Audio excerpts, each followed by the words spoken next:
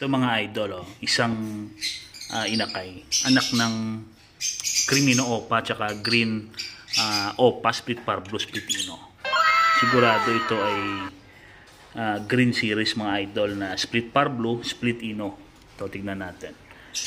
Nag-iisa lang ito mga idol. So, ang gagawin ko para mag-breed ulit yung breeder ko na yan, ay ipaposter ko ito mga idol. Ilagay ko doon sa aking breeder na Dilute Project, yung nag-hatch na 4 out of 5 mga idol. Dahil alam ko na kahit maraming mga inakay ay kaya nilang buhayin yon. Dahil tested ko na mga breeder yon mga idol. So lalagay na natin to. Yan. Punta tayo sa kanilang nest box. Ito mga lods, katukin muna natin. Palabasin natin yung hen sa loob. Para medyo matigas to. Yan. Yan siya mga lods. Yan yung inakay nyo. Palabasin muna natin yan. Yan mga lods. Yun, lumabas na siya. Hindi niya nakita. Hindi nakita yung kamay ko na merong inakay na nakatago mga lods. Kaya yung gagawin nyo, lagay nyo lang dyan mga idol. Yan o. Yan. Ito yung bagong inakay mga idol. Tapos lahat yan ay Blue Series.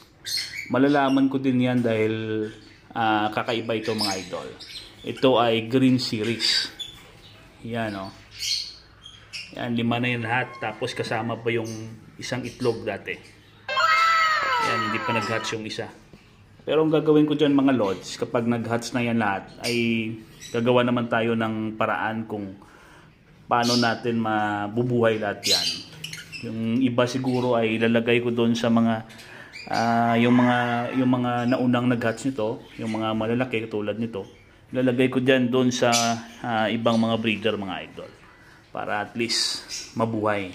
Pero itong dalawang ito mga idol, itong breeder na yan ay tested. Dati ay nakabuhay na yan ng 5 hanggang 6 na inakay. Sabay yun mga idol.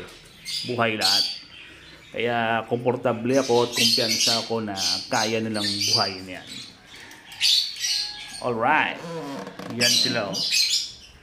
Okay. Bye-bye.